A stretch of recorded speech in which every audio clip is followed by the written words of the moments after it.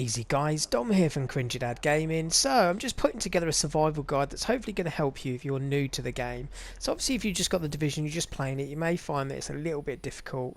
So my first tip to you guys would be that obviously when you're starting out and you're at the base of operations, you'll notice that there is 3 levels that you can kind of do missions for and work towards. It's the security wing, the tech wing and the medical wing. Now upgrading these will unlock new skills and new perks. So obviously you're going to want to do this because it will unlock things that you can use to your advantage in combat in terms of abilities. So here you can see from unlocking the medical wing I get a number of different abilities that I can use to my advantage.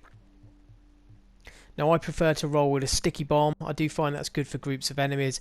It'll also, if you've leveled it up, include bleeding effect on targets as well, which will also reduce their health further even after the initial explosion. But I will also sometimes run things like first aid. When you're coming up against harder enemies, you can use a med pack, but you will find sometimes if there's a cooldown on the med pack, then you won't be able to use another one straight away. So if you're trying to run away to try and get into cover, you've used your health pack, it's only increased a small section of your health, then you can very quickly use the first aid skill to heal you. This is also good for healing others around you as well. You can actually fire it at other players like a gun to be able to heal them from a distance. Obviously that would be my second tip in the survival guide, would be to make sure that you are playing as a group. If you try and play this lone wolf from the start, you may struggle, especially on some of the main missions. So try and group up with friends if you can.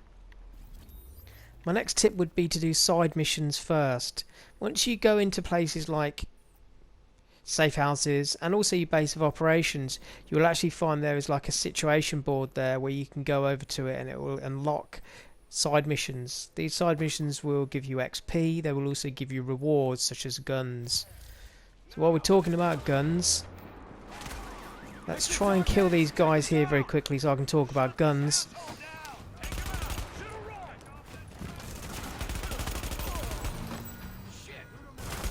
So using cover, obviously make sure you've got a good strong secondary on, such as a shotgun,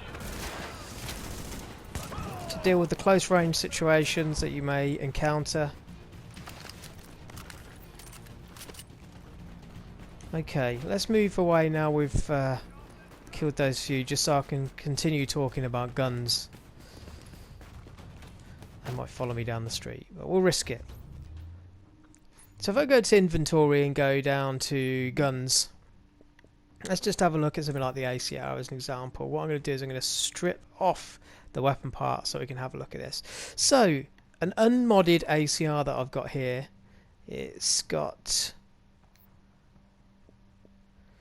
damage 6,949 on it at this moment in time. If I mod it and I put some mods on there, let's have a look at muzzles. So if I put on a compensator, as you can see there now where it says damage per second, it's gone up from 5,849, or in this window it says 58,497 to 60,286. So by adding the compensator on, there's actually increased the damage per second. So again, adding different attachments to your guns will actually, in most cases, increase your damage per second. Like here, this particular magazine, extended mag, gives me an additional damage per second. As you can see, it's showing 60,286 damage per second. Underneath in brackets, it's going to go up to 79,741 damage. It also increases my magazine size. That's something else that will help you as well. These are just little things that are going to really increase your effectiveness when you're using weapons in the game. You find starting off you might get weapons that are great, so add in some decent attachments to them, either buy them from vendors if you've already earned some money from missions, or some that you've picked up will really help you. So with guns aside, the next thing that we can obviously talk about is things like your grenades and also some of your consumable items.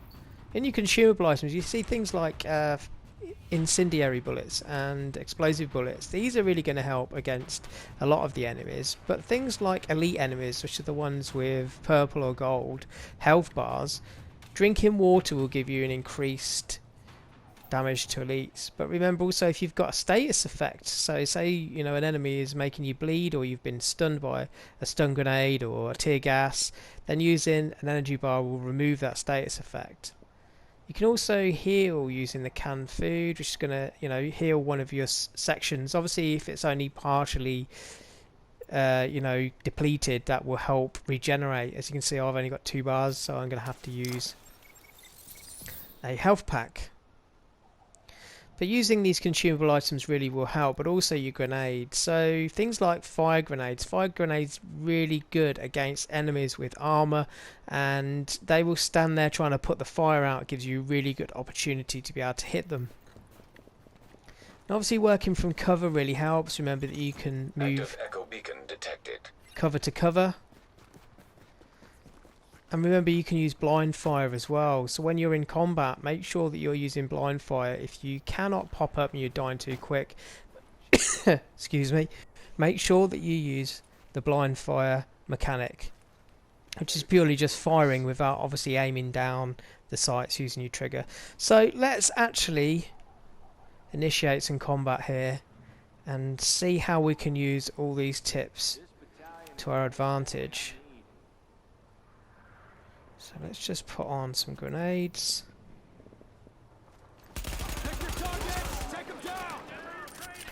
Right, so some of these guys are going to try and rush me. You can use blind fire here, and you will actually be able to take some targets out. You can flush some targets out using things like grenades. It will make them run away, or they'll just die, which is great. You can use the cover to cover mechanic to be able to move. Some skills or abilities will allow you to choose to have a reduced damage taken while using cover to cover, and the whole system of different skills and different perks really can mean you can play to your strengths and weaknesses using these. I'm just going to very quickly go in and just show you some of these perks that you can actually unlock. So these are also things you unlock from doing the main missions for the medical, tech and security wings within your base of operations at the post office. Now this is what I've said in previous video, that the first missions that you want to be doing is for the security missions, because the first one in the Lincoln Tunnel will actually allow you to increase your XP gained by 10% overall. That really is handy early on in the game. It will help you rank up quicker and unlock new stuff. And some of these perks will really benefit you, and also certain things on your gear as well. So don't forget that you can actually mod your gear. You can actually add mods into these once you get higher levels of gear. Again, something else that's going to help you.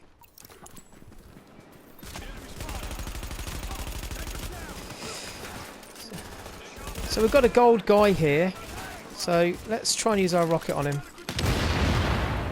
So he's bleeding, he's weak, his armor's gone. Area secured. There we go. GTF security notified.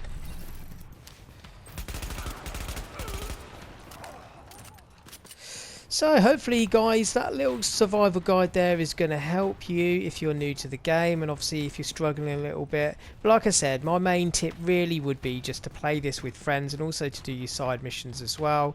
So if this has helped you, please give me a thumbs up. Make sure you subscribe to the channel if you haven't already.